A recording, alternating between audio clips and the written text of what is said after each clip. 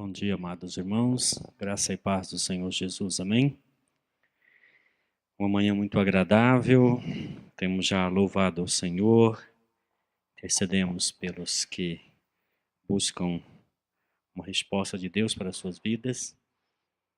Eu gostaria que abríssemos a palavra de Deus na carta de Paulo aos Filipenses, o capítulo 2. Para uma leitura introdutória, nós leremos apenas os versículos 1 a 4.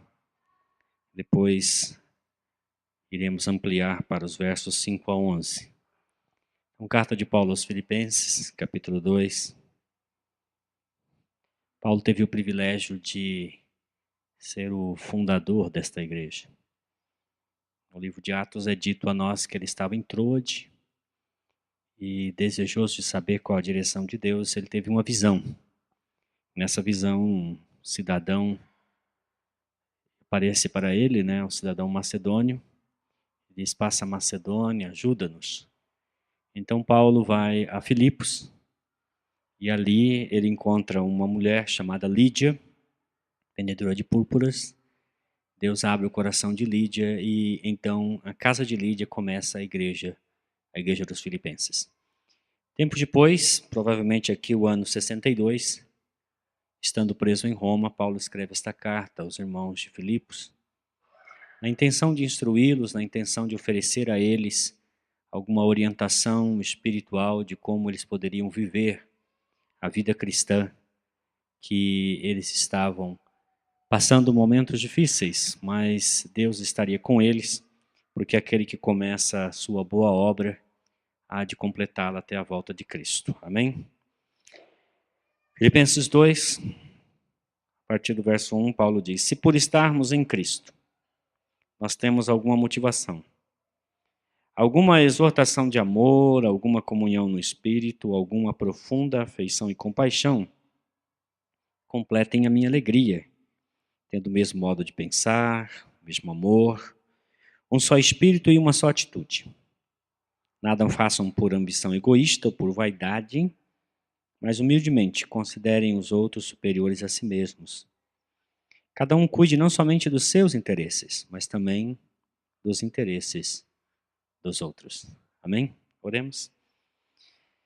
Senhor, nesta manhã que a Tua palavra fale ao nosso coração, que por ela sejamos instruídos, exortados, confortados, confirmados em fé, e isso tudo possa colaborar para que Jesus seja cada vez mais engrandecido em nossa vida, seja exaltado, seja glorificado, reconhecido como de fato é, Senhor absoluto. Por isso rogamos, pedimos em nome de Jesus. Amém. Quero nesta manhã falar-lhe sobre a atitude de Cristo.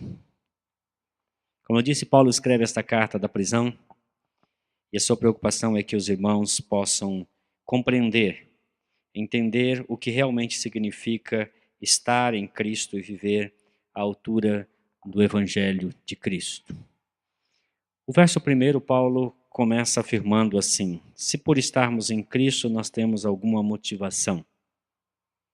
A maneira como este verso está escrito, ao invés de indicar uma dúvida, na verdade indica uma certeza. Quando lemos isto, a primeira impressão é: será que Paulo está duvidando de que há realmente em Cristo estas coisas? Na verdade, ele não está duvidando, ele está afirmando. Ele está dizendo sim, em Cristo há esta motivação, esta força que nos leva a permanecer, a continuar. Em Cristo há também essa exortação, esta palavra motivadora, esta palavra incentivadora.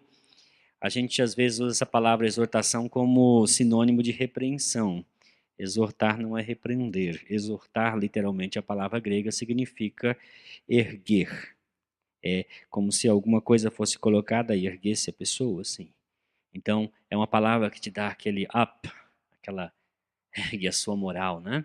Então, esta é a palavra que Paulo usa.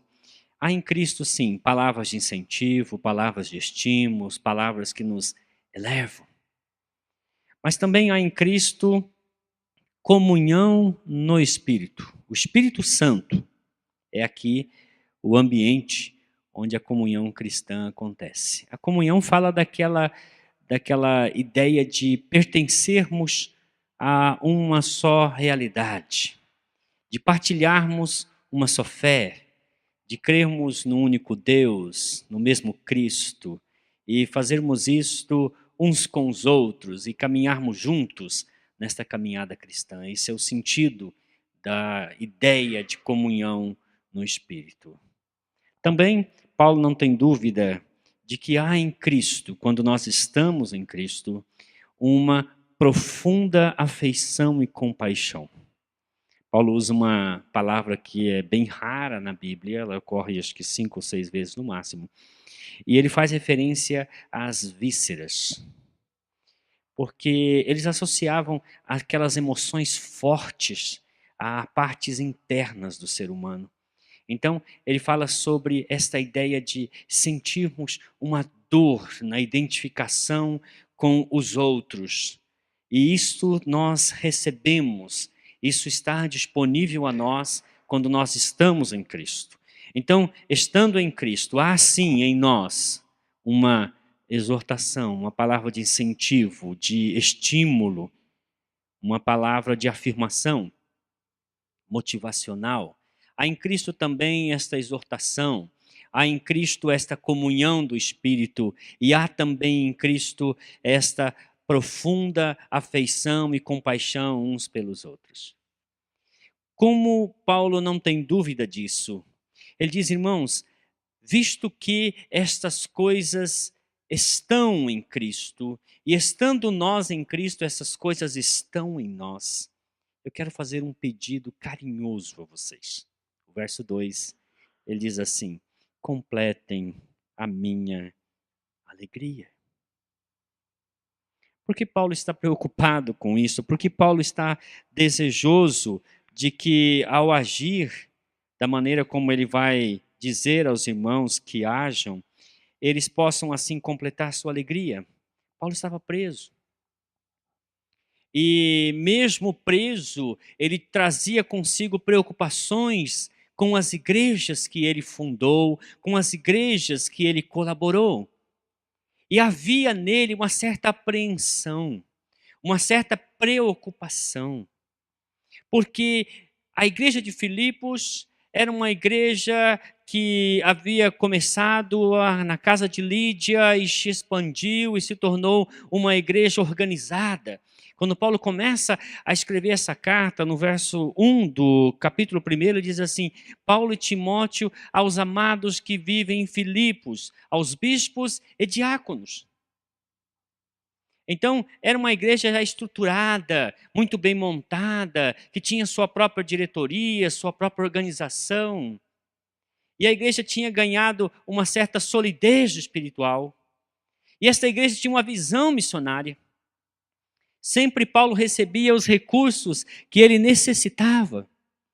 E nesta ocasião em que ele escreve a carta, ele menciona um irmão querido lá de Filipos que foi a ele na prisão em Roma levar recursos, levar condições para que ele pudesse continuar o seu ministério mesmo estando naquela situação. Esse irmão chamava-se Epafrodito. E Epafrodito não somente leva ofertas, mas também leva notícias. E algumas notícias não eram boas. E Paulo está preocupado com isso. Paulo percebe rumores preocupantes procedentes da igreja de Filipos. E um deles, a unidade estava correndo sério risco. No capítulo 4, versículo 2, Paulo endereça um pedido especial a duas irmãs. Uma chamava-se Evódia e a outra chamava-se Sintique. A gente entende que essas irmãs eram pessoas proeminentes, importantes naquela igreja. E elas provavelmente eram líderes, como hoje conhecemos, de pequenos grupos. Uma pequena parcela da igreja se reunia em suas casas. E essas irmãs, elas não estavam pensando concordemente. A atualizada diz, pensem concordemente. A NVI diz, vivam em harmonia. Havia uma certa disputa entre elas. Eu imagino. Eu imagino que um grupo da igreja ia à casa da irmã Evódia, né? E vamos dar vazão à imaginação. Imagine a casa da irmã Evódia, aquela reunião bem carismática. Chega na casa da irmã Evódia, hoje a reunião é na casa da irmã Evódia, e o pessoal quando chega lá, os dons estão sendo usados, pessoas falando em línguas, outras profetizando, milagres acontecendo, ali pessoas sendo libertas da escravidão demoníaca, libertações e tudo mais. Aí no outro dia, a reunião na casa da irmã Sintik. Mas a irmã Sintik, ela é mais, vamos assim dizer, tradicional. A reunião na casa dela é um estudo bíblico, seguindo lá os parâmetros do livrinho, com um ináriozinho impresso para os irmãos cantarem direitinho lá. E a coisa acontece, vamos assim dizer, dentro de uma certa normalidade, sem os carismas, sem as manifestações. E aí, então, as pessoas começam a dizer assim, o culto na irmã Evódia é um culto sim. Uau! Lá na irmã sente que é bom. A gente lê a Bíblia, a gente compartilha, tem um momento de oração, mas não é muito igual o culto da casa da irmã Evódia. E as comparações começam a acontecer. E algumas pessoas, eu imagino, aparentados com a irmã Cintia, que começam a tomar suas dores e dizem, mas lá na irmã Evódia tem exagero, pessoas ficam lá dando profetadas, e aquilo lá nem cristão é.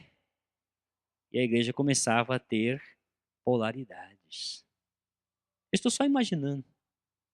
Para que vocês entendam que estas querelazinhas nos bastidores, esses comentáriozinhos, essas ideias que vão surgindo e ganhando forma, daqui um pouquinho o irmão está virado a cara para o outro, não sabe por quê. Já não faz ideia porque a unidade está totalmente prejudicada por estas práticas que vão minando a unidade.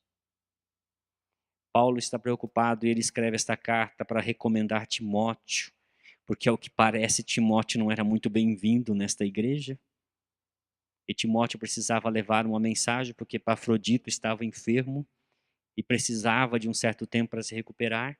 Então Paulo recomenda a Timóteo e agradece a eles as ofertas enviadas e ao mesmo tempo diz, irmãos queridos, completem a minha alegria.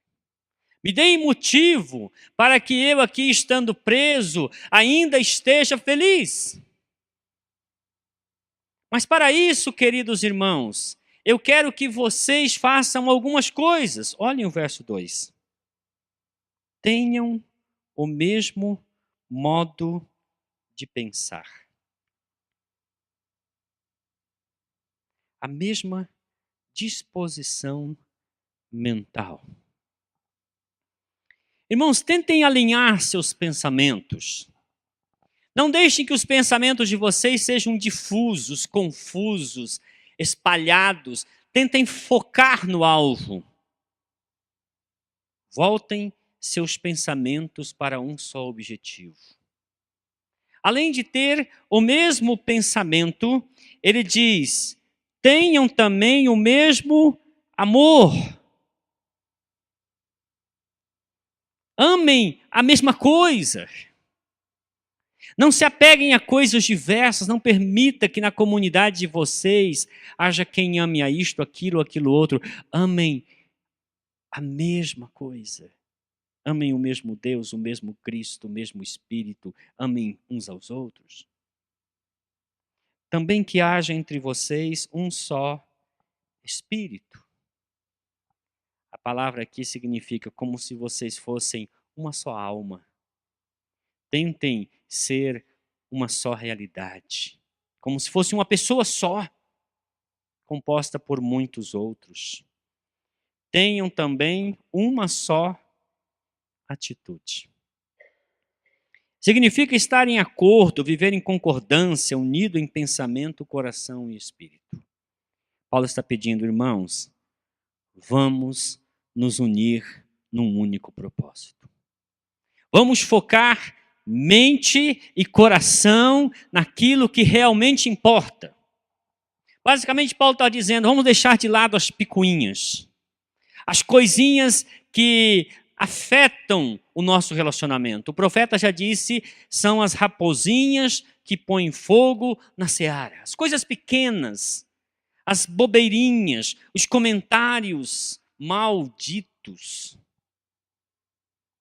as observações desnecessárias, os comentários fora de contexto. Abandone essas coisas. Isso atrapalha a unidade. E nós precisamos da unidade, porque a unidade é o segredo da nossa força. O inimigo fará de tudo para nos desunir. Sempre. Porque ele é o disseminador de toda e qualquer desunião. Para que eles possam ter o mesmo modo de pensar, o mesmo amor, o mesmo espírito e a mesma atitude. Paulo diz a estes irmãos que eles precisam deixar de fazer algumas coisas e fazer outras coisas. Então, no verso 3, ele apresenta, 3 e 4, ele apresenta 4 problemas, 4 empecilhos para que eles possam ter o mesmo modo de pensar, o mesmo amor, o mesmo espírito e a mesma atitude. Se eles não eliminarem esses problemas, se eles não eliminarem esses empecilhos, eles não conseguirão viver a unidade do espírito. E quais são estes 4? Paulo enumera o partidarismo ou ambição egoísta. Esse é o primeiro deles. O segundo é a vanglória ou vaidade. A terceira é o orgulho. E a quarta, o egocentrismo. Partidarismo, vaidade, orgulho e egocentrismo. 4 coisas a serem extirpadas da comunidade cristã. Eu comparo isso a como se fossem nódulos cancerígenos. A igreja é um corpo. A presença destas coisas é algo anômalo, ou seja, não coincide com o DNA da igreja. No DNA da igreja, estas coisas não são células, são metástases. São nódulos cancerígenos que põem em risco a saúde do corpo. E estes nódulos precisam ser extirpados para que o corpo sobreviva. Eu tenho um ex-aluno, pessoa caríssima, muito querida. Ele descobriu um câncer em sua perna e ele precisou amputá-la. Tão grave era a situação. Paulo está dizendo assim, irmãos, se for necessário, ampute, mas não permita que essas metástases continuem a se reproduzir no meio da igreja, para que o corpo não morra. E esses 4 elementos aqui são muito comuns. Em maior ou menor grau, nós podemos percebê-los em diversas comunidades cristãs. Paulo diz, não façam nada por ambição egoísta. A palavra usada por Paulo aqui no versículo 3 indica a ideia de partidarismo. Indica a ideia de estarmos seccionando uma realidade. É como se nós pudéssemos pensar aqui, bom, nós vamos criar aqui então um grupo X, o grupo Y e o grupo Z. E aí então, de repente, o grupo X começa a criar uma identidade própria, o Y uma identidade própria, o Z uma identidade própria. Daqui um pouquinho não temos uma comunidade, nós temos uma coletividade em rivalidade. Observe o que acontecia na igreja de Corinto. Paulo disse, irmãos, eu não estou entendendo vocês. Tem um aí que diz que é de Pedro, o outro que é de Paulo, o outro que é de Apolo, e ainda tem uns engraçadinhos que falam, a gente é de Jesus. Paulo repreende eles e diz, isto está errado. Pedro morreu na cruz? Não.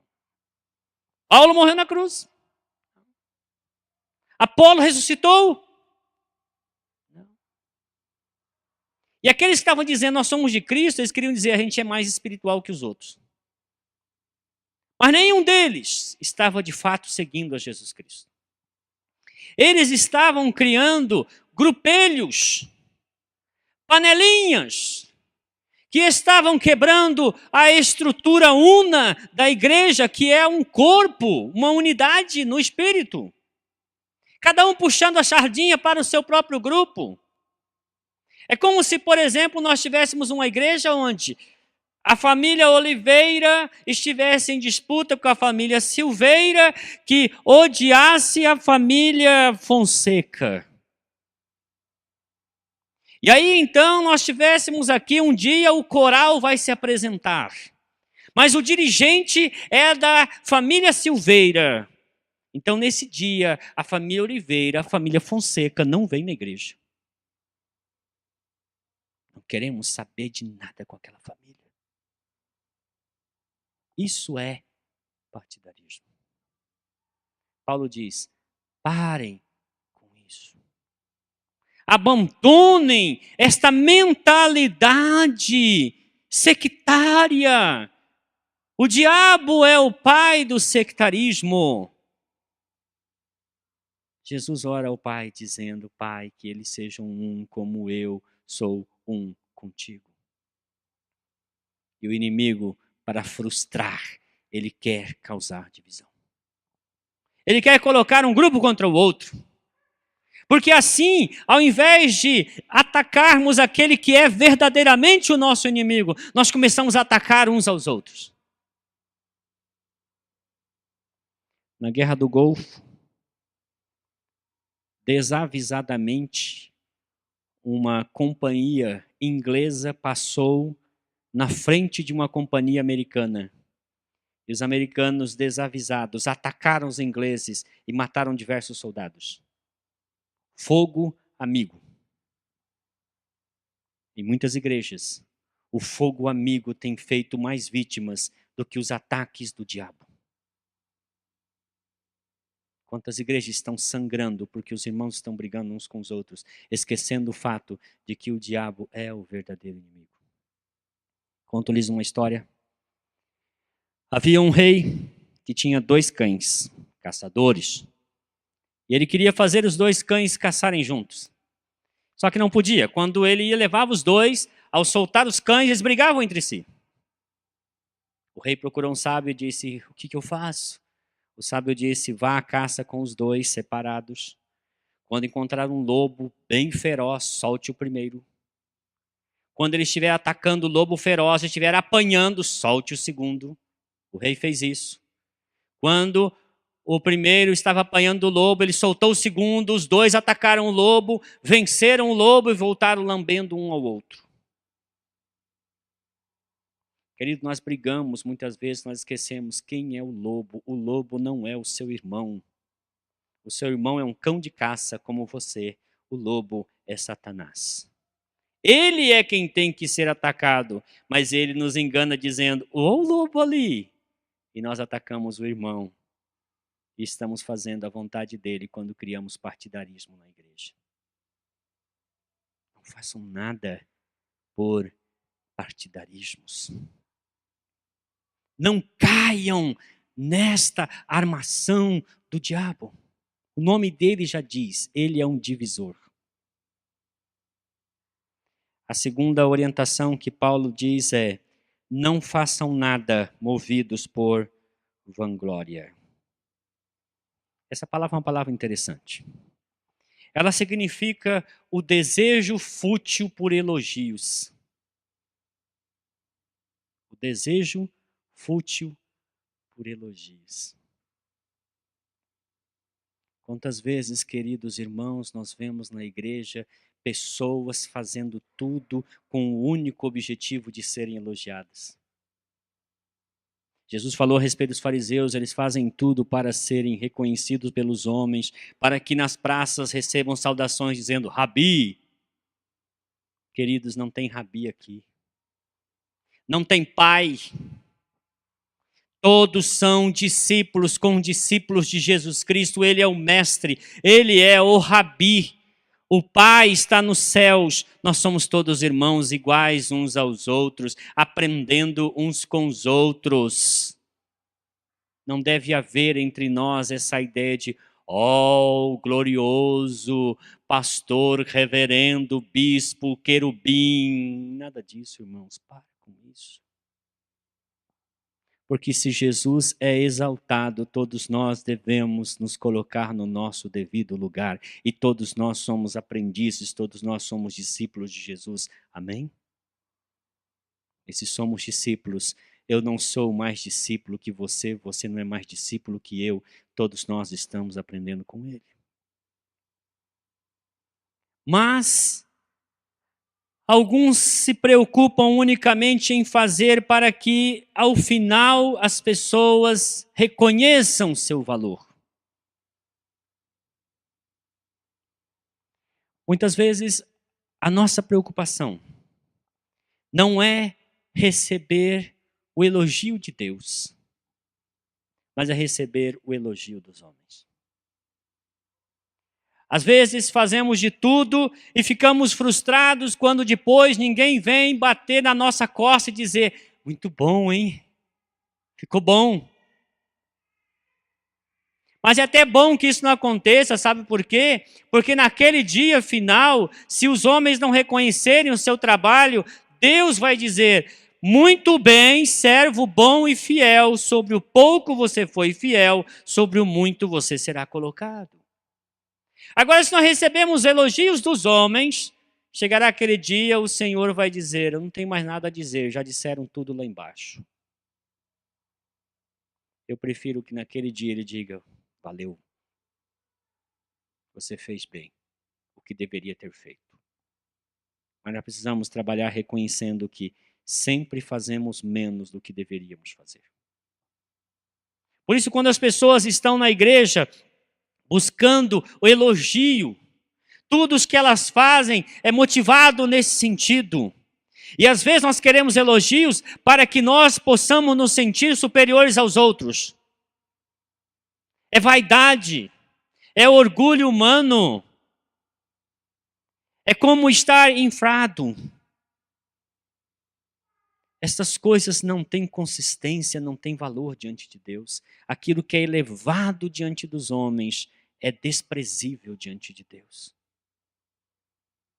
Não façam nada por partidarismo, não façam nada buscando elogios. Sejam vocês aqueles que buscam o anonimato. Façam tudo para servir sem ser notado. É melhor que você não seja notado pelos homens e seja notado por Deus. Porque se você for notado pelos homens, não será notado por Deus. Jesus disse isso na oração. Ao ensinar-nos sobre oração, ele disse, os fariseus, eles vão para as praças, eles erguem suas mãos e dizem, ó grande, soberano, poderoso, majestoso Deus. Eu me lembro quando criança, eu ficava intrigado com a oração de um irmão. Ele dizia assim, Senhor Deus, nós aqui genuflexos em sua presença. Eu pensava, meu Deus, o que é isso?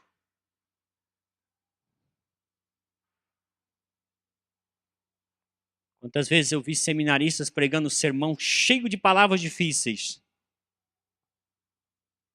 E não alimentou o público. Impressionou, mas não alimentou. O objetivo do pregador não deve ser impressionar, mas deve ser alimentar o seu público. O seu objetivo ao cantar aqui não é para impressionar as pessoas com sua voz, é para, junto com a multidão, exaltar aquele que é digno do louvor que você está apresentando. Se Deus quisesse impressionar com voz, Ele ouviria os anjos e não você. Não tente impressionar Deus. Faça o seu melhor, mas faça no anonimato. Busque o anonimato. Não façam nada para receber elogios. Em terceiro lugar, ele diz que também não devemos nos comportar de maneira orgulhosa. Ao invés de fazermos as coisas por partidarismo ou por vanglória, ele diz, façam com humildade, considerando os outros superiores a si mesmos. Não é falsa modéstia. Paulo não está falando de falsa modéstia. Paulo está falando de você reconhecer uma realidade. Ninguém é bom em tudo. Ninguém é bom em tudo. Se você é bom em algo, louvado seja Deus porque você é bom nisto. Saiba, alguém é melhor do que você em algumas outras áreas da sua vida. Por isso, ao olhar para outra pessoa, considere-a superior a você. Coloque-se numa posição de servo em relação aos outros. Jesus Cristo veio não para ser servido, mas para servir e dar a sua vida em resgate de muitos. Nós, discípulos de Cristo, também temos que ter essa mentalidade. Nós não estamos aqui para ser o centro da atenção, para ficar dizendo, cadê o canhão seguidor? Cadê? Onde está a luz sobre mim? Chega dessas ideias de Cristiano Ronaldo. A cada chute que ele dá, ele olha para o telão para ver se está lá a imagem dele. Um excelente jogador. Mas não precisa de tanto exibicionismo, né, irmãos? Não sejamos nós assim. Vamos buscar olhar para os outros e reconhecer nos outros seus valores. Ao invés de focar seus defeitos, focar suas virtudes. Reconhecer que os outros, sim, receberam graça de Deus para fazer coisas que nós não sabemos fazer. Eu tinha um amigo, e nós fomos fazer um evangelismo junto em um local que era uma favela na cidade de Autônia. Uma favelinha lá. Eu era o líder do grupo, então para a organização eu conseguia fazer um trabalho relativamente bem feito. Fazíamos os convites, liderava a equipe e tal. Mas ele era uma pessoa que tinha a linguagem daquelas pessoas. Um excelente evangelista. Naqueles cultos, algumas vezes eu preguei. 2, 3 pessoas vinham à frente. Mas quando Douglas pregava, vinha metade do público na frente recebendo Jesus, porque ele tem o dom de evangelizar. Eu tinha que reconhecer, o Douglas é muito melhor do que eu para falar de Jesus para as outras pessoas. Reconheça isto. Perceba nos outros a graça de Deus ali presente. Paulo era um excelente mestre, mas Barnabé era um pastor melhor que Paulo. E a Bíblia mostra isto. Paulo tinha suas vantagens, mas ele reconhece que Apolo era mais eloquente que ele. Paulo foi pregar, um menino dormiu, caiu do 3º andar. Quando Apolo pregava, ninguém dormia. Porque ele era eloquente, ele falava bem. George Whitefield era um excelente orador, na verdade até um artista de teatro. E quando ele pregava, a multidão se agitava. As pessoas vinham à frente recebendo Jesus. Mas um dia no seu diário ele disse assim, quando eu prego as pessoas vêm à frente, mas quando John Wesley prega, elas não vão à frente, elas desmaiam lá onde estão ouvindo. Então é o poder de Deus na vida dele. Whitefield reconhece, John Wesley é melhor que eu. Precisamos ter essa humildade, queridos. Jonathan Edwards lia o sermão dele. Ele nem via o público. As pessoas se agarravam às pilastras do templo por causa das palavras que saíam de suas bocas. Como não reconhecer a grandeza de alguém assim? Como não se colocar aquém? Porque nós achamos tão grande, é porque às vezes nós estamos olhando o outro aqui, olhamos para aqueles que a gente acha que está abaixo. Olhe para Jesus. Se você olhar para Jesus, você vai descobrir que as coisas não são bem assim. Um dia eu fui às Cataratas do Iguaçu. O dia que se você achar alguma coisa, vá lá. Quando eu cheguei lá, eu vi aquela imensidão e disse, nós não somos nada. Nós somos pequenos, nós somos tão frágeis. Reconheça o seu valor, mas não pense que você é superior aos outros. O que você tem, você recebeu. Não se vanglorie disto. Por fim, Paulo fala sobre o egocentrismo. Ele diz, não tenham cada um de vocês unicamente o seu interesse próprio em vista.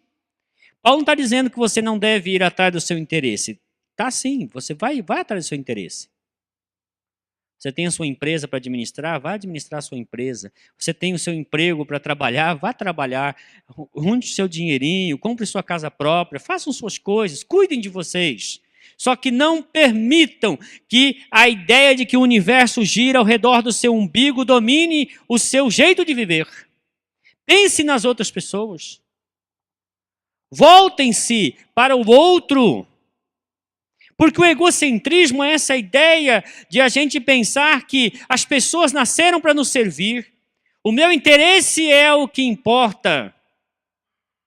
Eu quero para mim. Paulo está dizendo, para com esse egocentrismo. Antes de você vir a este mundo já funcionava sozinho. As árvores nasciam, os animais estavam andando por elas. Você não é tão importante assim. Acredite, o universo vai continuar depois que você partir. E se você conseguir realizar os seus interesses, pouca coisa vai mudar neste mundo. Mas se você, ao invés de ficar focando unicamente nos seus interesses, olhar para o interesse das outras pessoas, o seu nome será lembrado por muitas gerações. Um menino uma vez saiu de cavalo, filho de um nobre, e ele se perdeu e acabou o cavalo entrando embrenhado lá, e o menino caiu e ficou lá num lago. Estava lá numa situação muito complicada na Inglaterra, quando então um homem que cuidava de um jardim, de um dos ricos, passando por lá, ouviu um menino gritando, "Help me, help me!" Então aquele homem embrenhou-se no meio daquela mata, daquele bosque, foi lá e resgatou aquele menino e perguntou para ele, "Quem é você?" Ele falou, "Meu nome é Winston Churchill." Aí aquele homem disse, "Eu sei quem é seu pai, vou levá-lo para o seu pai." Levou aquele menino ao seu pai. E quando chegou lá, então, o pai do Winston Churchill olhou para aquele homem e disse, "O que eu posso fazer para compensar o que você fez para o meu filho?" Aquele homem disse, "Não precisa fazer mais nada para mim, eu estou muito feliz, eu cuido do jardim de um nobre." Aí então, ele olhou para aquele homem e disse, "Você tem filho?" Ele disse, "Sim, eu tenho um filho." "Seu filho estudará na escola do meu filho." Aquele homem disse, "Tudo bem, já que é assim, né?"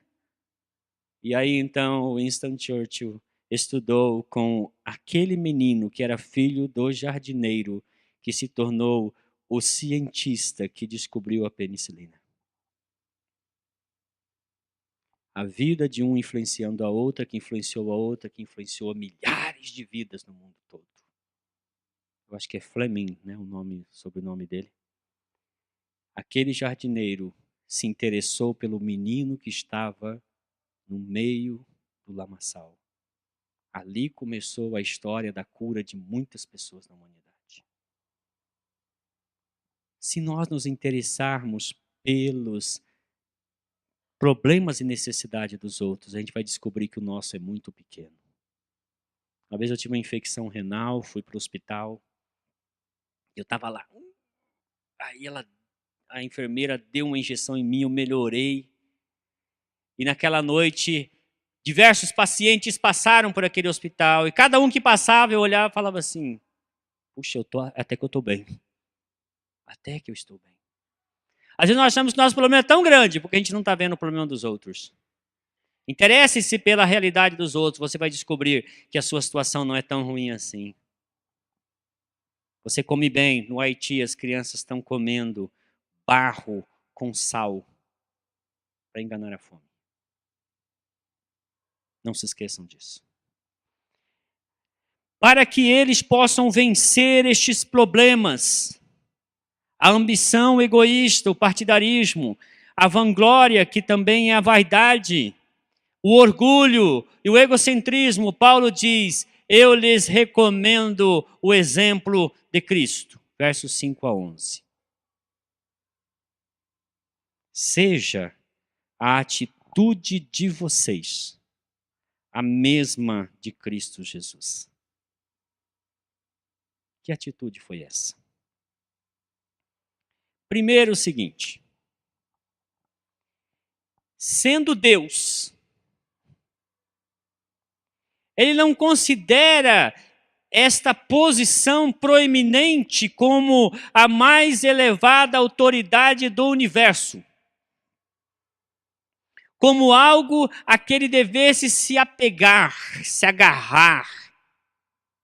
A atualizada diz, como usurpação, como se ele estivesse tomando essa posição. Pelo contrário, é dele desde a eternidade. Ele não está brigando por posição, irmãos. Jesus queria que nós brigássemos por toalha. Seria muito bom, né? Tá aqui, sou eu que enxugo o seu pé. Não, devolve, hoje é a minha vez. Não, ontem foi você, hoje sou eu. Seria uma briga muito boa. Mas a gente briga pelo holofote, né? Por que o microfone é seu? Vergonhoso, né? Ele que é Deus, abandona esta posição proeminente.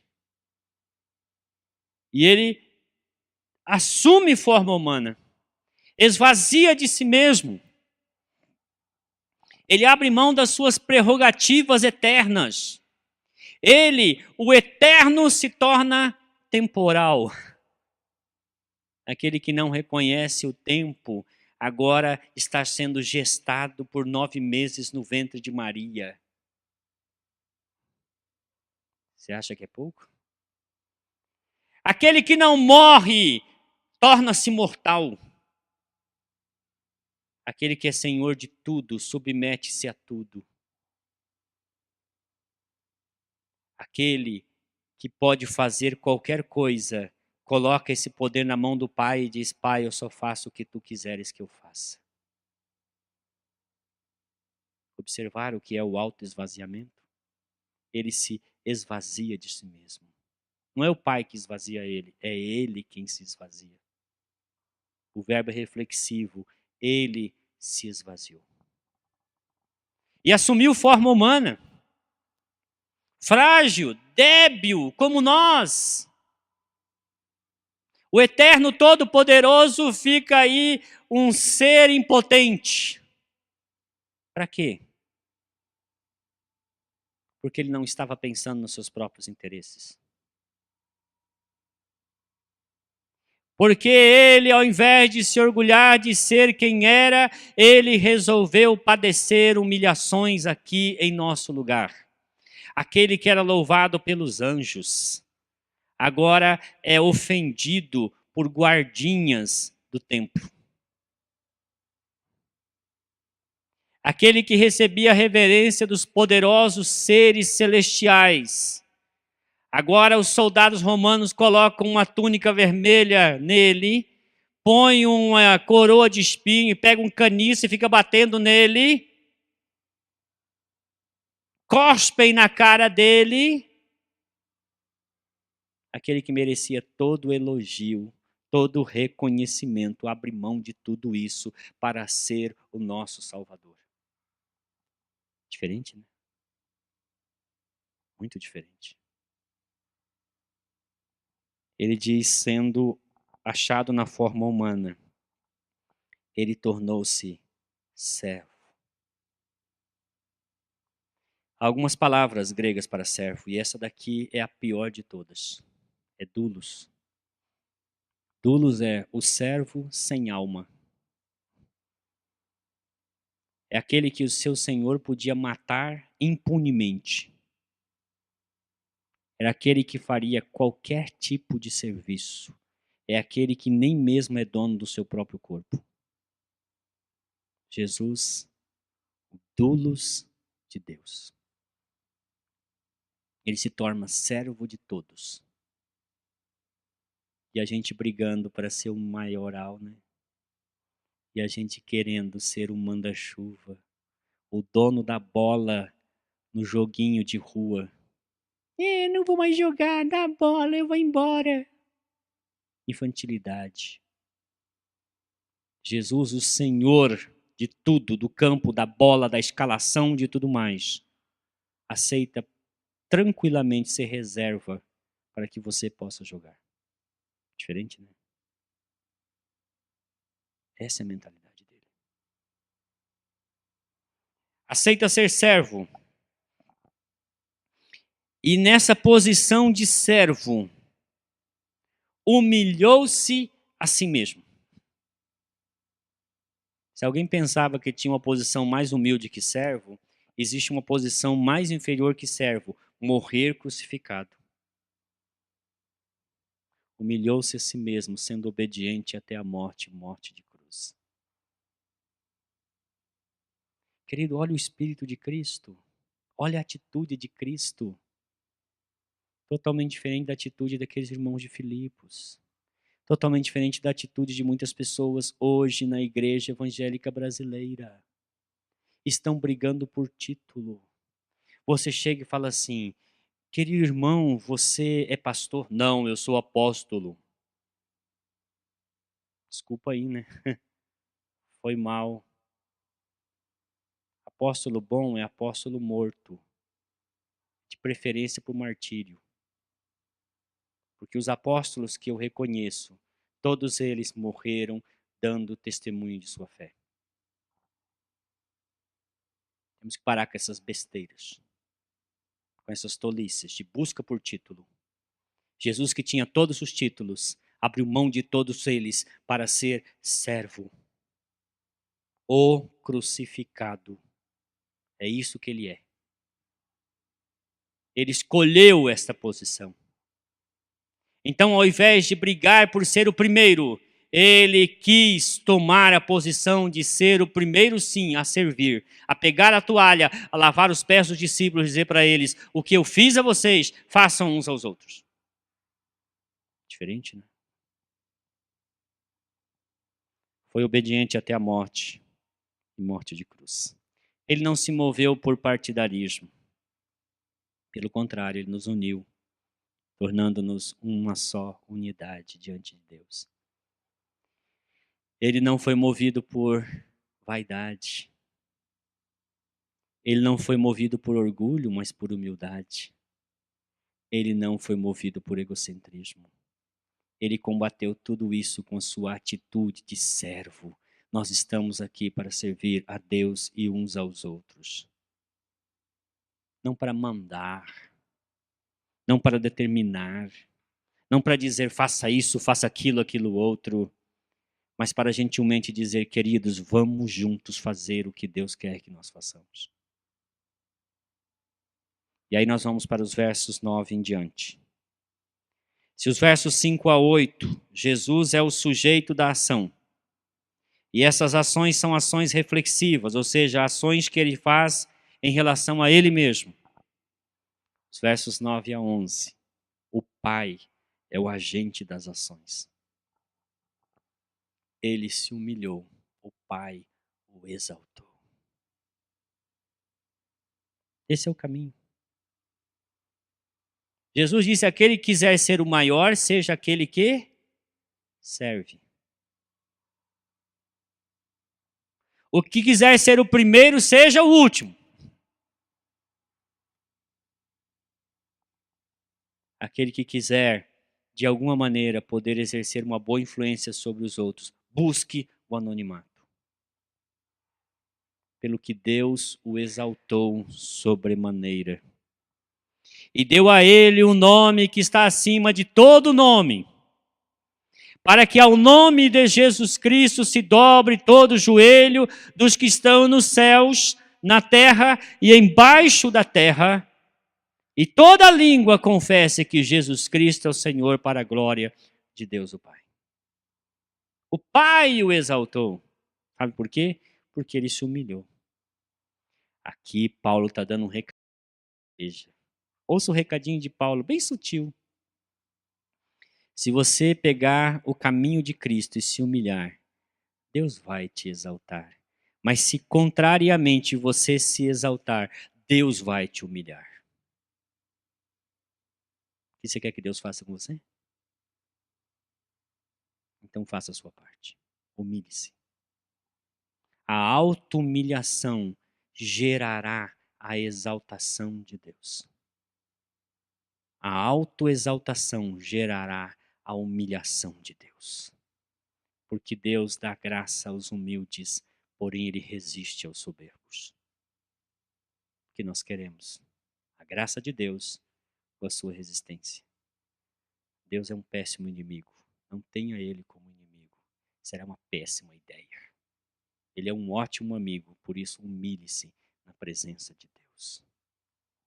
Pedro disse: humilhem-se diante de Deus e Ele, a seu tempo, vos exaltará. Quando Paulo oferece o exemplo de Cristo, ele diz: irmãos, tenham em vocês a mesma atitude que houve em Cristo. Porque se nós buscarmos a unidade juntos, se nós desistirmos desta busca inútil por louvores, se nós considerarmos uns aos outros superiores a nós mesmos, se nós buscarmos além do nosso interesse o interesse uns dos outros, nós seremos unidos de alma, nós teremos um só pensamento, nós teremos um só coração e nós viveremos a comunhão que o Espírito Santo concede à igreja. Seremos um corpo forte, um corpo que vence, um corpo saudável, sem essas excrescências, sem esses tumores malignos que infectam e que prejudicam a saúde do corpo que é a igreja.